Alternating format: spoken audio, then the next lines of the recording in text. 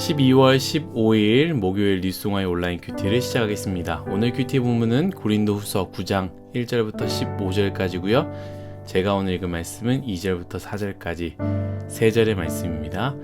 이는 내가 너희의 원함을 알미라. 내가 너희를 위하여 마게도냐인들에게 아가야에서는 1년 전부터 준비하였다는 것을 자랑하였는데 과연 너희의 열심이 퍽 많은 사람들을 분발하게 하였느니라.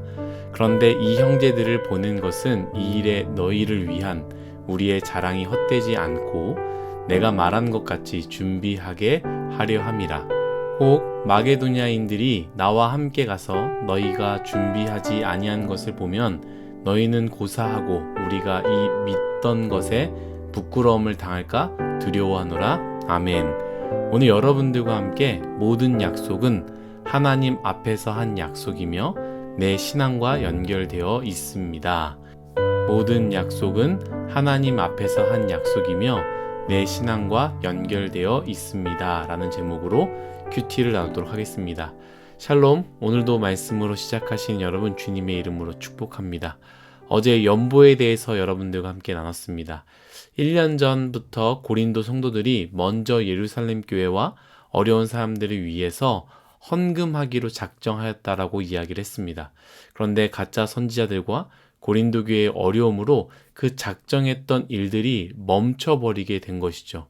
그래서 바울은 고린도 성도들에게 그 멈춰버린 일들을 내버려 두지 말고 다시 시작할 수 있도록 요청한 것이 어제의 말씀입니다. 그러면서 오늘 말씀은요, 바울이 왜 고린도 성도들이 연보를, 그 헌금을 해야만 하는지, 그걸 마무리를 지어야 되는 그 이유에 대해서 설명하는데요. 그 당위성은 두 가지입니다. 첫 번째는 약속이기 때문이고요. 두 번째는 그 약속을 지킴으로 인해서 주시는 하나님의 은혜에 대한 부분이죠. 이 당위성에 대한 부분을 제가 묵상하면서 얼마나 큰 은혜가 되었는지 모릅니다.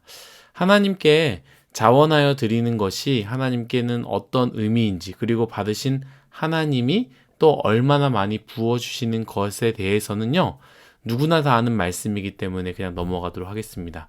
저는 여러분들과 첫 번째 고린도 성도들이 연보를 해야 되는 이유에 대해서 나눠보려고 하는데요. 첫 번째 이유로 제가 무엇을 말했습니까? 약속이라고 했습니다. 바울이 고린도 성도들에게 약속에 대한 부분을 돌려서 언급합니다. 자세히 이야기하자면 첫 번째는요, 하나님과의 약속이고요. 두 번째는 신뢰에 대한 의미입니다. 물론 오늘 말씀에 보면 하나님과의 약속에 대한 이야기는 없지만요. 여러분 반드시 기억하십시오. 우리가 하나님과 상관없이 약속을 하여도요, 믿는 자들은 하나님 앞에서 약속을 한 것이기에 1차적으로는 하나님과 내가 한 약속이 되는 것입니다. 내가 가족과의 약속, 내 친한 사람과의 약속, 심지어 내 자신과의 약속도 마찬가지입니다. 내가 누군가와 한 약속이지만 믿는 사람들은요, 뭘 믿습니까? 그 약속한 사람 사이에 하나님이 있다라는 것을 늘 믿고요. 하나님이 그 약속을 들으셨고 하나님이 그 약속을 보셨다라는 것을 우리는 기억해야 됩니다. 그렇기 때문에 나는 이 사람과 약속을 했지만 먼저 하나님과의 약속이 되어졌다라는 것을 우리는 늘 기억해야 됩니다. 그래서 약속을 함부로 해서도 안 되고요. 했을 때는 반드시 지켜야 된다라는 것이죠. 구약에 이런 말씀이 있습니다. 하나님께서 이스라엘 백성에게 명령하셨는데요. 무슨 명령이냐? 가나안 백성들과는 절대로 화친을 맺지 말라라고, 다 죽이라라고 했습니다. 그런데 가나안 백성이요, 여호수아를 속이고요, 화친을 맺습니다. 화친을 맺는 순간 그 약속을 지켜야 되는 것이기 때문에 여호수아는, 그리고 이스라엘은 끝까지 그 화친을 지켜야 했습니다. 왜입니까? 하나님 앞에서 한 약속이 되어버렸기 때문입니다. 사랑하는 뉴스송화 여러분, 작은 약속이라 할지라도 우리 믿는 자들은 반드시 기억해야 됩니다. 그 약속한 사이에 하나님이 계시고 하나님이 들으시고 하나님이 보셨다라는 것을 우리는 기억하며 그 약속을 반드시 지켜야 된다라는 것이죠. 두 번째는요, 4절 말씀인데요. 제가 한번 읽도록 하겠습니다. 혹 마게도냐인들이 나와 함께 가서 너희가 준비하지 아니한 것을 보면 너희는 고사하고 우리가 이 믿었던 것에 부끄러움을 당할까 두려워하노라.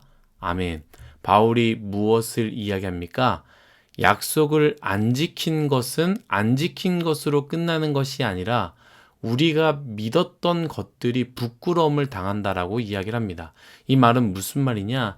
쉽게 말하자면 내가 그리스도인입니다 라고 했던 것들, 내가 고백했던 것들이 그들 앞에서 결국엔 부끄러움을 당하게 되는 것이죠.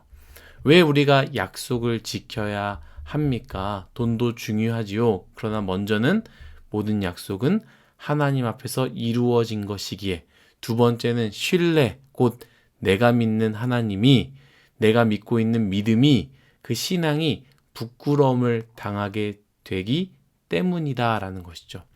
사랑하는 윗송아 여러분, 누군가와 하는 그 약속을 쉽게 생각하지 마십시오.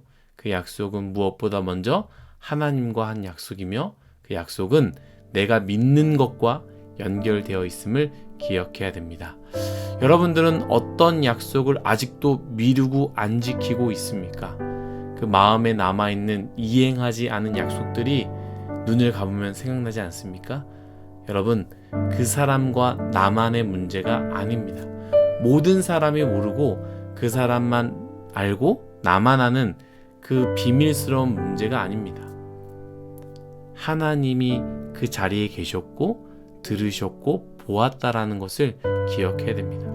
그 사람과 나만의 문제가 아니라 그것을 넘어 나와 하나님과의 문제이고, 동시에 내가 믿는 하나님과 내가 가지고 있는 신앙의 문제임을 우리는 기억해야 됩니다. 오늘 하루 이 말씀을 생각하며 작은 약속을 하나씩 이행하는 우리 윗송아이 여러분 모두가 되시기를 예수님의 이름으로 축복합니다. 다 같이 기도하겠습니다.